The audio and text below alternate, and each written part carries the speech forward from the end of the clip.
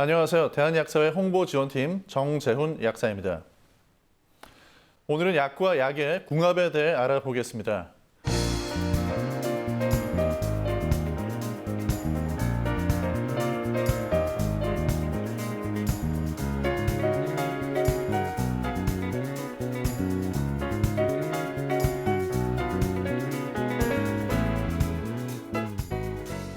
우리가 먹는 약 중에는 함께 먹으면 서로 충돌하거나 부작용을 일으킬 수 있는 약들이 있습니다.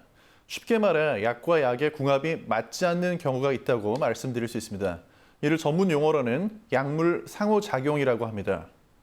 서로 충돌하는 약을 함께 먹어서 위험한 경우를 둘로 나눌 수 있습니다. 하나는 약의 효과가 떨어지는 경우이고 또 다른 하나는 약의 부작용이 증가하는 그런 경우입니다.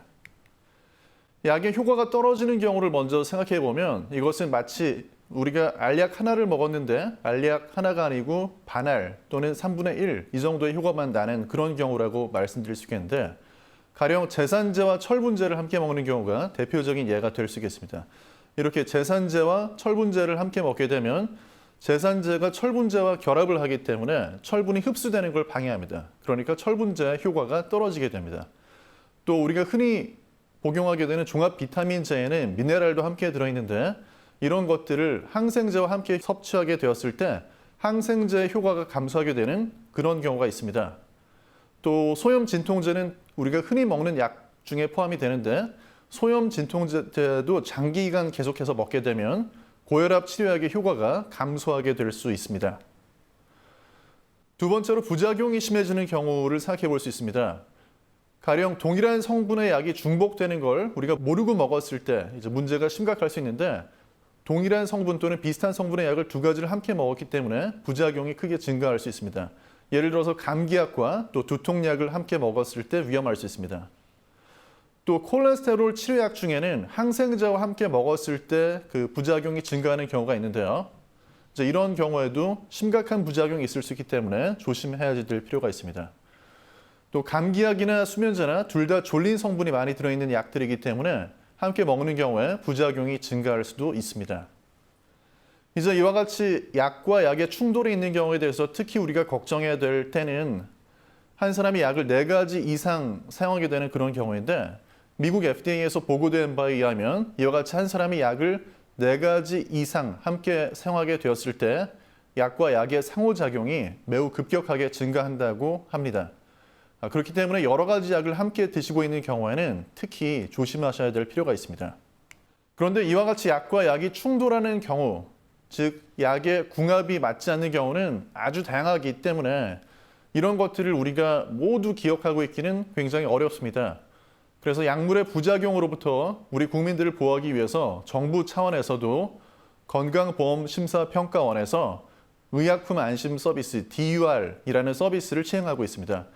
그래서 이와 같은 시스템을 통해서 약의 충돌이 사실 많이 걸러지고 있습니다. 문제는 우리가 처방전 없이 일반 약을 구입할 수 있는데 그와 같은 일반 약도 처방약과 충돌할 수 있다는 점에 있습니다.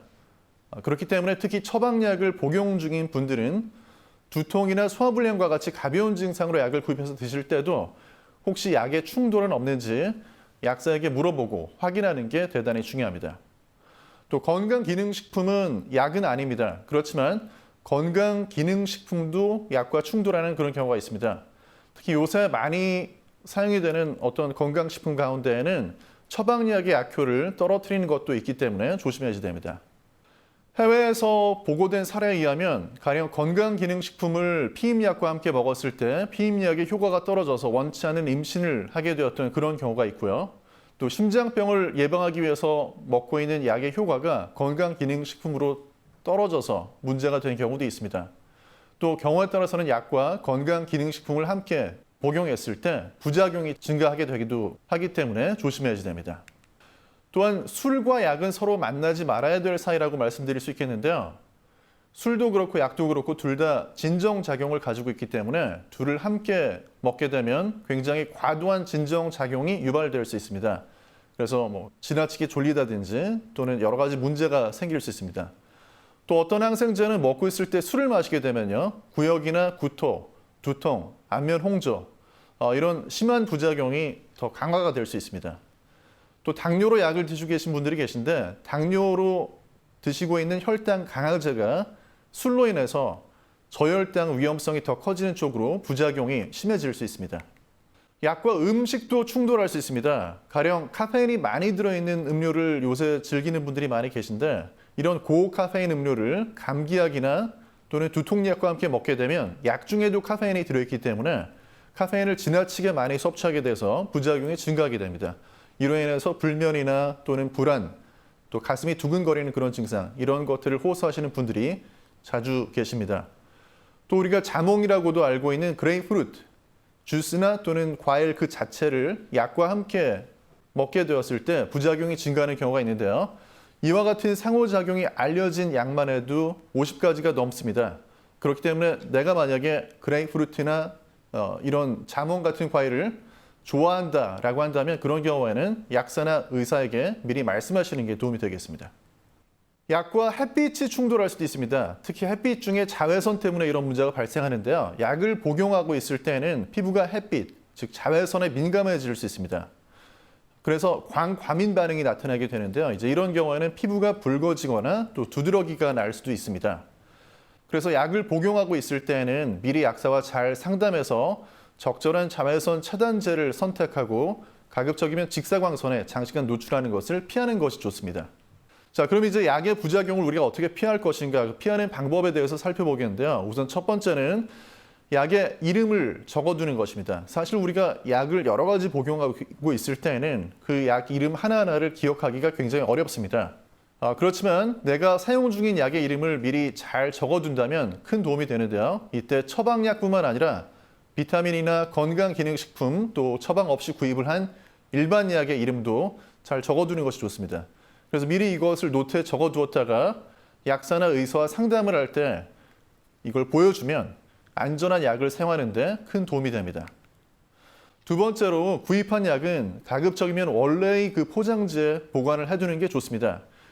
이 원래 포장지에는 이 약이 어떤 약인지를 설명해주는 간단한 설명이 들어있을 뿐 아니라 사용 기한도 알 수 있고요. 또 간단하게 어떤 약과 함께 복용을 했을 때 문제가 생기는지 이런 점도 나와 있습니다. 만약 읽다가 설명서의 내용이 이해가 되지 않을 때는 반드시 약사에게 물어봄으로써 확인해 두는 것이 좋습니다. 또 세 번째로 처음으로 사용하는 새로운 약이 있을 때는 그 약이 처방약이든 아니면 일반 약이든지 간에 약사에게 그 약을 복용할 때 피해야 될 다른 음식이 있는지 또 다른 건강기능식품과의 상호작용이 있는지 그런 충돌할 수 있는 약이나 또는 식품에 대해서 물어보는 것이 좋습니다.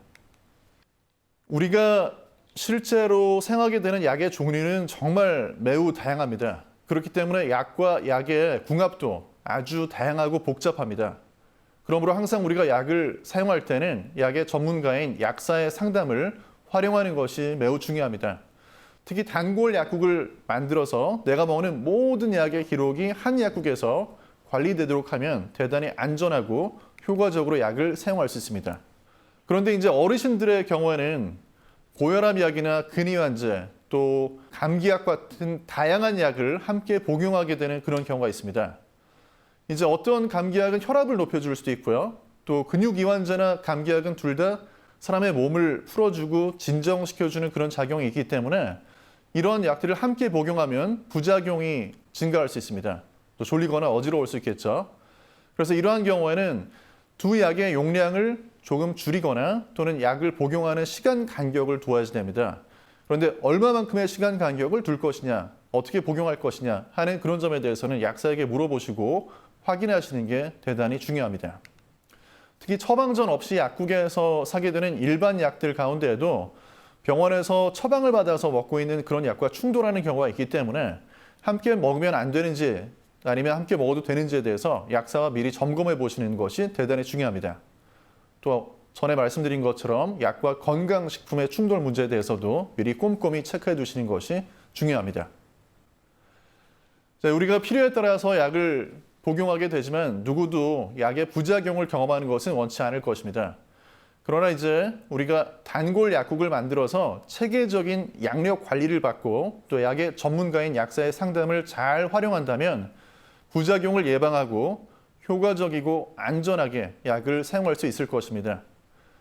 특히 새로운 약을 드시기 전에는 내가 복용 중인 기존의 다른 약들과 충돌이 있는지 또는 다른 약과 궁합이 맞는 약인지 이런 점에 대해서 미리 약사가 꼼꼼히 확인하는 습관을 가져두신다면 약을 올바르고 유익하게 사용해서 효과적으로 우리의 건강을 지키는 방법으로 사용할 수 있겠습니다. 감사합니다.